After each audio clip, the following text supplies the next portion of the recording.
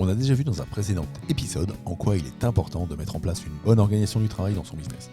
Maintenant, il est temps de voir comment y parvenir. Booster d'efficacité, c'est pour toi, entrepreneur, qui veut découvrir les moyens pour vivre un business plus productif. Dans chaque épisode, moi, Fabien Muselet, je traiterai d'un sujet seul ou accompagné de personnalités inspirantes pour explorer avec toi les stratégies et les outils pour améliorer ton temps et ta rentabilité. Je te souhaite une super écoute en notre compagnie. Hello, j'espère que tu vas bien et que tu passes un début de semaine bien productif, ou en tout cas que tu te sens dans de bonnes auspices pour bien démarrer cette semaine. Aujourd'hui, je vais te dire comment mettre en place une bonne organisation du travail dans ton business. Dans un des derniers épisodes, je t'ai expliqué en quoi il était important de mettre en place une bonne organisation du travail dans ton business. Maintenant, il est temps de voir comment parvenir à mettre en place un système d'organisation en béton. Le but, c'est d'améliorer ta productivité et de booster ton efficacité au travail. Ça te permettra d'être, complètement paré à toute éventualité lorsqu'une urgence ou un imprévu te tombera dessus. Ça, il y en aura toujours. Des urgences, des imprévus, tu en auras toujours. Ça te permettra de cesser aussi de remettre les tâches importantes à plus tard, parce que ce qui doit être accompli en priorité sera traité en premier et tu ne perdras plus de temps avec les tâches superflues. En fait, dès le réveil de chaque matin, tu sauras exactement quoi faire. Tu n'auras plus de nœuds au cerveau à te faire en ce qui concerne la gestion de ton agenda et de ton emploi du temps et de tes tâches. Ton travail sera plus fluide, plus efficace, plus productif, et donc tu gagneras plus d'argent tout en économisant du temps et de l'énergie.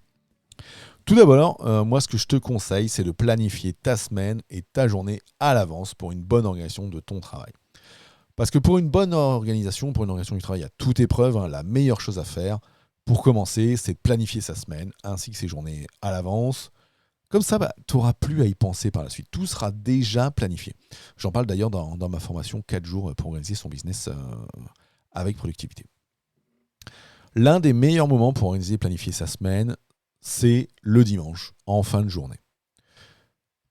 Tu peux à ce moment-là prévoir, une demi-heure de ton temps, voire un peu plus si nécessaire, pour prioriser les tâches les plus importantes, c'est-à-dire celles qui te rapporteront le plus d'argent, vérifier et consigner tes rendez-vous dans ton agenda et gérer ton emploi du temps pour la semaine. Alors, si tu as suivi ma formation 4 jours pour organiser son business avec mes outils de productivité, je te conseille aussi dans cette formation de faire ce que j'appelle la revue hebdomadaire, soit le vendredi après-midi, soit le lundi matin. Ce que je te propose aujourd'hui en faisant ça le dimanche après-midi, c'est un peu un mix entre tout ça. Parce que faire sa revue hebdo, c'est vraiment se mettre au clair sur tout.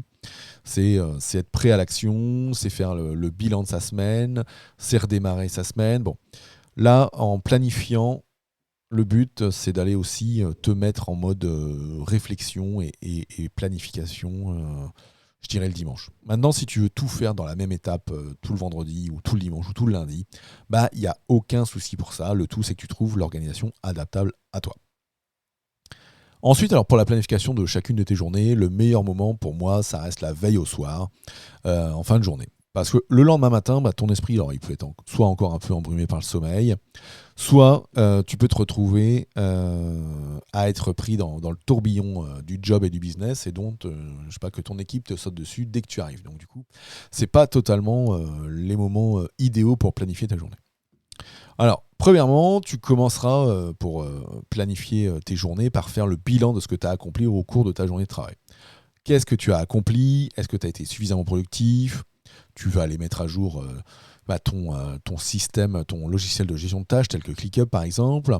Et ça, dans un premier temps, ça va te permettre de ressentir la satisfaction à l'idée d'avoir accompli tout le travail que tu t'es programmé et imposé.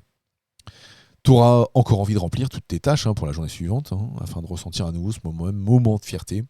Et ça te mettra en place un cercle vertueux. Parce qu'en fait, tu vas programmer ton cerveau progressivement pour qu'il aime accomplir des tâches et accomplir ce que tu t'es imposé comme travail.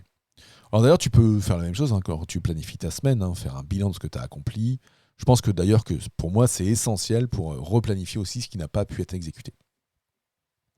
Alors tu peux tu peux noter absolument tout sur un tableau, sur un Kanban, sur un dayboard, sur un tableau blanc face à toi dans ton bureau. Parce que ça te permet, en gardant une trace écrite, au-delà de tout mettre dans un logiciel, je dirais, si tu affiches face à toi les 3 choses les plus utiles pour ta journée d'une main, tu auras un support visuel qui te permettra de pas oublier, et puis de cocher, barrer ce qui a été accompli. Et d'un point de vue, je dirais, kinesthésique, c'est toujours sympa d'aller barrer une grosse tâche que juste cliquer dans un logiciel.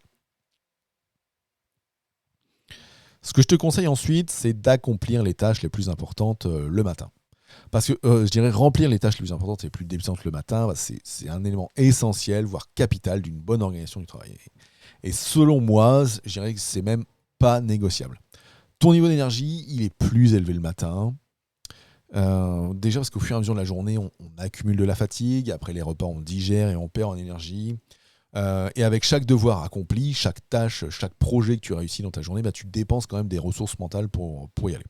Alors tu pourras entendre ici et là dans d'autres podcasts ou vidéos un concept des chronotypes, où on parle de 4 chronotypes: l'ours, le lion, le loup et le dauphin.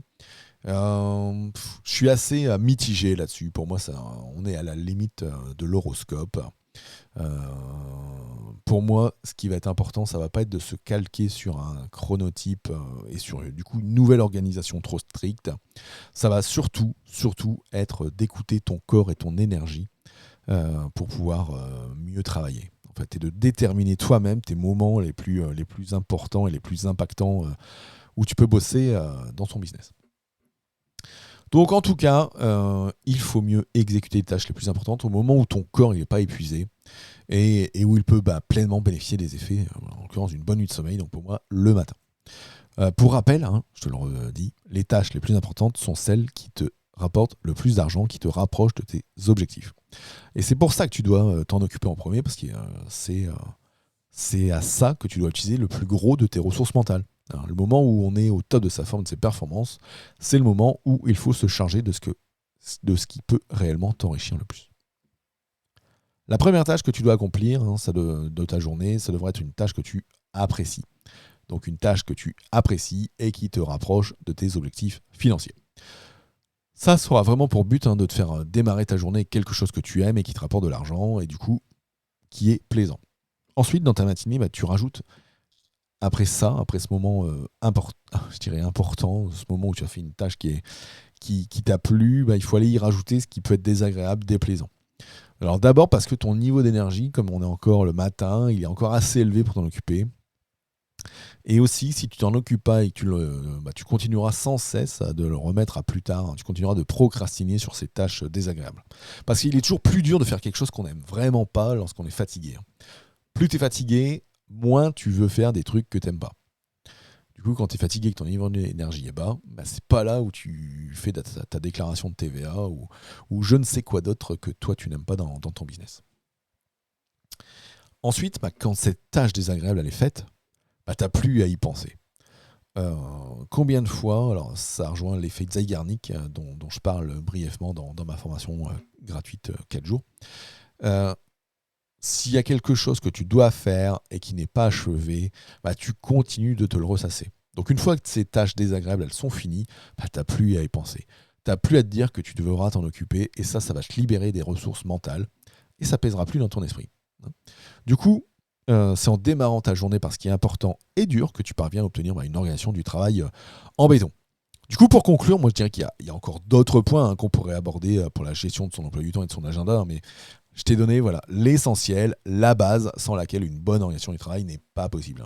Si tu veux en apprendre davantage, je t'invite à rejoindre ma formation gratuite, 4 jours pour booster son business grâce à mes outils de productivité. En te rendant sur fabien.coach/formation, tu auras juste à t'inscrire et tu auras accès instantanément aux 4 modules vidéo de 20 à 30 minutes ainsi que pas mal de ressources pour aller plus loin. Et d'ailleurs, si tu veux aller plus loin, tu peux aussi me contacter directement si tu souhaites que je te propose un coaching pour tous ceux qui, comme toi, souhaitent booster leur efficacité, leur productivité au travail. Et puis pour terminer, allez, j'aimerais te donner un dernier conseil. Récompense-toi après chaque effort difficile accompli. Ça te donnera un petit shot de dopamine et un petit shot de dopamine après une tâche déplaisante. Ça t'encouragera pour la prochaine fois ou pour la prochaine tâche qui est juste après. Allez, bonne journée, à très vite, bonne semaine, ciao ciao.